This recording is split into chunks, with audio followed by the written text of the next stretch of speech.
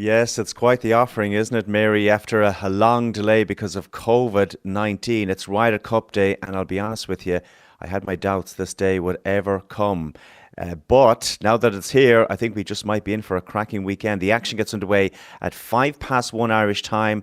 It's foursomes. European captain Padraig Harrington selected his partnerships late last night, and he's been giving details of those pairings and his thoughts behind them to Greg Allen. We have a very strong team of foursomes players, all 12 of them, but we have gone with experience in the morning, no doubt. First match out, we want a strong start. I don't feel like we have strengthened our four balls to have a stronger foursomes, but I do feel like we've gone with experience for that foursomes in the morning. OK, let's go through them. Jon Rahm and Sergio Garcia against Justin Thomas and Jordan Spieth. And this looks like an absolute cracker to start off with.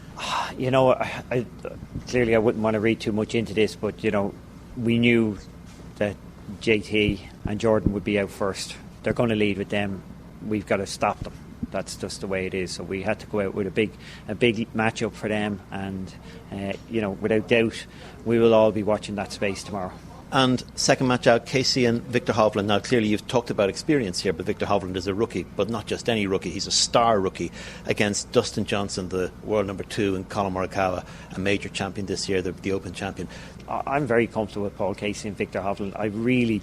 Victor's a fine player, great attitude, but I think with Paul Casey, when it comes to match play, like as much as he is a great golfer, match play really suits him. And I think the pair of them together could really be a great matchup and get the best out of each of them.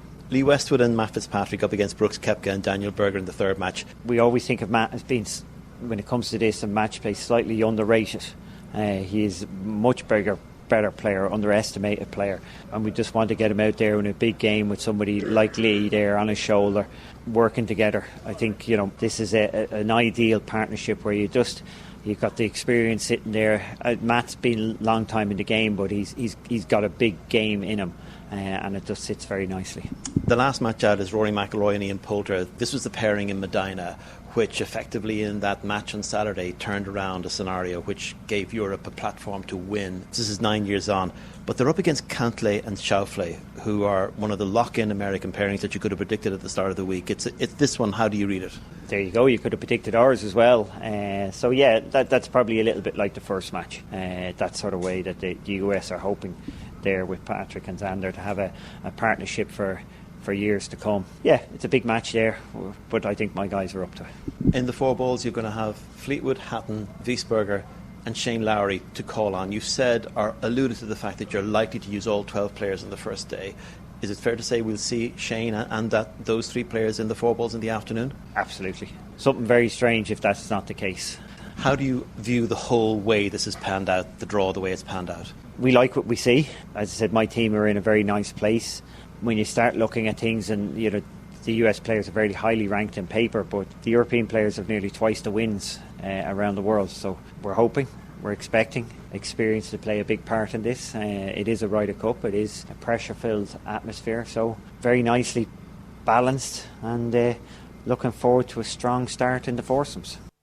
1:05 Irish time. I can't wait. Busy night in the SSE Airtricity League as well. The pick of the games, that clash between second place St Pat's and the leaders Shamrock Rovers. 6 points between them in the standings. It's live on RTE2 this evening. I don't think many of us saw Pat's making this run, and their coach Stephen O'Donnell is thrilled his squad is proving everyone wrong.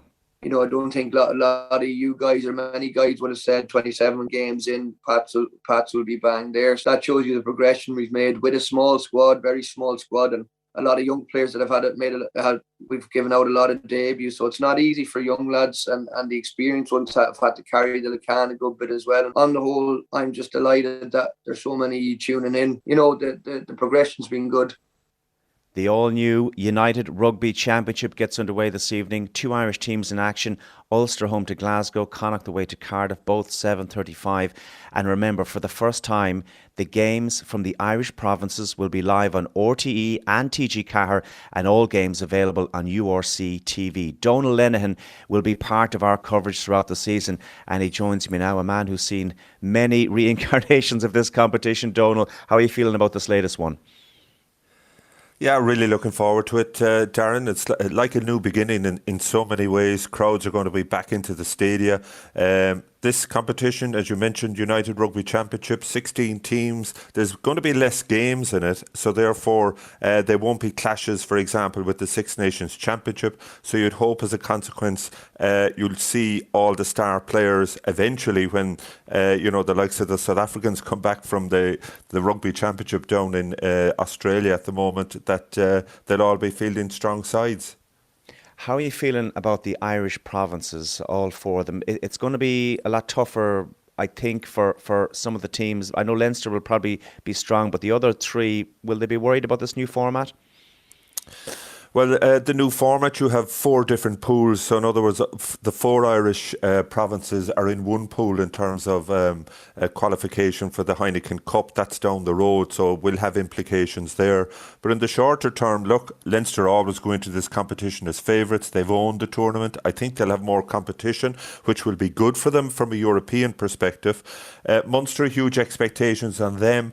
I think they're really hoping that RG Snyman, the giant South African second row, that he'll be back in form soon. Got injured, if you remember, in his very first game for Munster against Leinster. Joey Carbery also back fit now. That's a huge bonus. Ulster, I think, are absolutely thrilled with the late signing. Nobody saw Dwayne Vermeulen, World Cup winning South African number 8, joining them. He's a massive boost for them. And Connacht, if they can improve their home form, away form has been excellent, I'd expect that they would make and look to make a quarter-final. So it's going to be tougher, but look, I think it'll be really exciting for the fans, starved of live rugby over the past number, certainly of the last 2 years. So really looking forward to this United Rugby Championship starting over the weekend. And brilliant as well, Donald, that this competition back on terrestrial TV in terms of RTE. TG Ceathair have always carried it, but this is an exciting new partnership as well, isn't it? Yeah, it certainly is. Look, I think, having it back on terrestrial television, we were lucky enough in RT to cover the old Pro 12 a number of years ago. Certainly, we're delighted to have it back. We've a surfeit of rugby coming back on RTE. Obviously, the November internationals and New Zealand, they'll be the ones to look out for there in the Aviva. But partnering up, as you mentioned, with TG Ceathair, and we're also back for the Six Nations in February, March on terrestrial television, which is great. So really looking forward to the new season. It's been strange for rugby fans over the past 18 months because of the restrictions around the pandemic. But as I mentioned, a new beginning this weekend. So really looking forward to that. And a welcome one too. Donald, thank you. Enjoy all that at the weekend. Finally, racing at Listowel today, 1:40, and Dundalk from 4:45. Such a busy weekend. Enjoy all the action across the RTE platforms, radio, television and online.